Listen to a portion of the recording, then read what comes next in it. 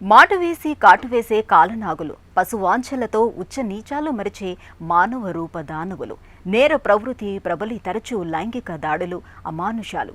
చట్టాలు ఎన్ని ఉన్నా సత్వర న్యాయం కరువై నిందితులు పారిపోయిన ఘటనలు ఎన్నో.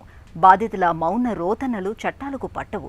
అలాంటి నిస్సహాయులకు అండగా నిలిచారు నిర్భయ కేసులో అవిశ్రాంత పోరాటం చేసిన సామాజిక కార్యకర్త Yogita. People against rape in India PARI అనే సంస్థను స్థాపించి బాధితుల జీవితాల్లో వెలుగు నింపుతున్నారు.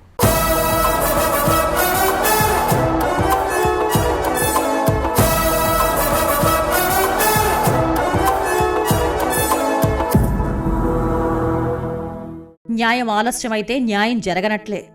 అమెరికాలో మానవ హక్కుల ఉద్యమ నేత మార్టిన్ లూథర్ కింగ్ జూనియర్ ప్రత్యేకించి అన్నమాట.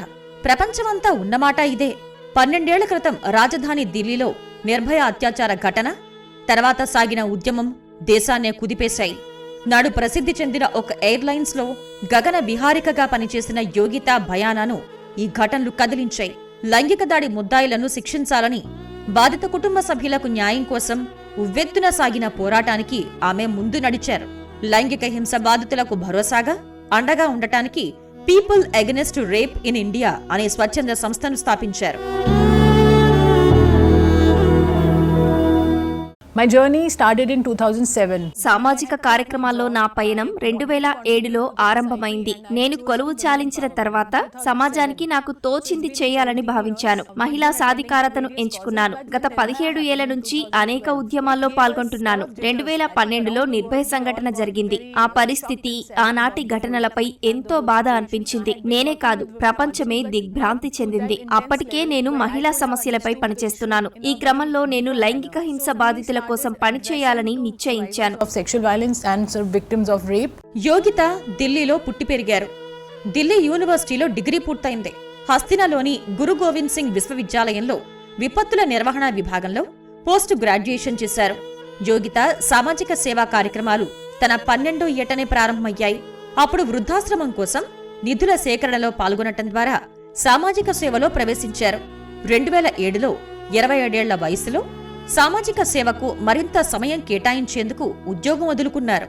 రహదారి ప్రమాదాల్లో గాయపడిన వారికి, బాధితుల్ని ఆదుకోవటానికి దాస్ చారిటబుల్ ట్రస్టును ఆమె ప్రారంభించారు. I want to talk about my foundation.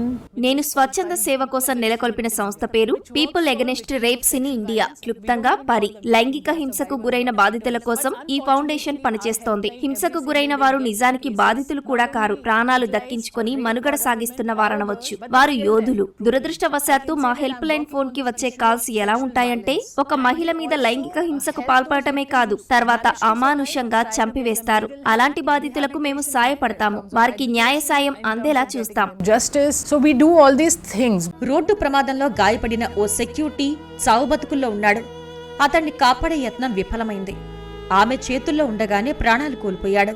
పెద్ద దిక్కును కోల్పోయిన అతడి భార్యకు యోగిత ఆసరా ఇచ్చారు.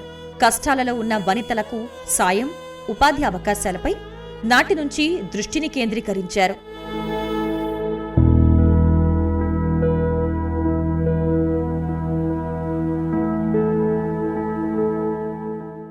As I said, awareness has a major role. నేను చెప్పినట్లుగా అవగాహన ప్రధాన పాత్ర పోషిస్తోంది. మనం రోజు ఎన్ని కేసులు పరిష్కరించినా వాటిపై సమగ్ర సమాచారం లేదు. బదులుగా అటువంటి నేరాలు అస్సలు జరగని ప్రపంచాన్ని సృష్టించాలి. ఈ దిశగా ఎందుకు పనిచేయకూడదు?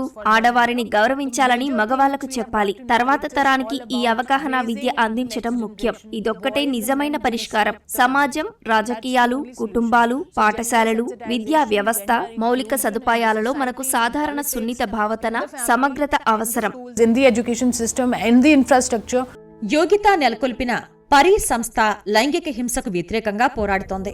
ఘటనలలో కోలుకుని బయటపడిన వారికి సాయపడుతుంది. బాధితులు కళంకంగా భావించి చెప్పుకోరు, భయపడతారు.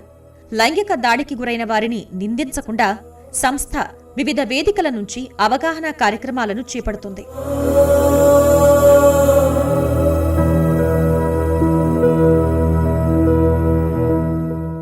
rehabilitate a rape. అత్యాచార బాధితులకు పునరావాస కల్పనలో ఎన్నో సవాళ్లున్నాయి. వైద్య పరీక్షలు, గాయాల బాధ కంటే మానసిక వేదనే పెద్ద సమస్య, భయాందోళనలే సమస్య. ఇలాంటి వారిలో భయం పోగొట్టేందుకు మా బృందాలతో వాళ్ళ ఇళ్లకు వెళ్లి కౌన్సిలింగ్ తో అవగాహన పెంచుతాం. ఇదెంతో సవాలు. వారిని తిరిగి మన జీవన స్రవంతిలోకి తేవాలంటే విద్య అందేలా చూడాలి, కుటుంబ జీవితం ఉండాలి, ఉపాధి కల్పించాలి. హింసకు గురైన వారి స్పందన భిన్నంగా ఉంటుంది. It is not easy. వైద్య సహాయమే కాదు, వారు మానసికంగా దృఢంగా తయారయ్యేందుకు పరి సంస్థ సాయపడుతోంది. న్యాయ సహాయం, పునరావాసం కోసం సాయం చేస్తోంది. విద్య అందించి వారంతా తమకు తాముగా జీవించేలా స్వయం పోషకంగా మారేందుకు సాయపడుతుంది. కొత్త జీవితం నిర్మించుకునేలా తోడ్పాటందిస్తుంది. ఈ సంఘటనల నుంచి బయటపడిన బాధితులు దీనిపై పోలీసులకు ఫిర్యాదు చేసేందుకు వీరికి ధైర్యాన్నిస్తుంది.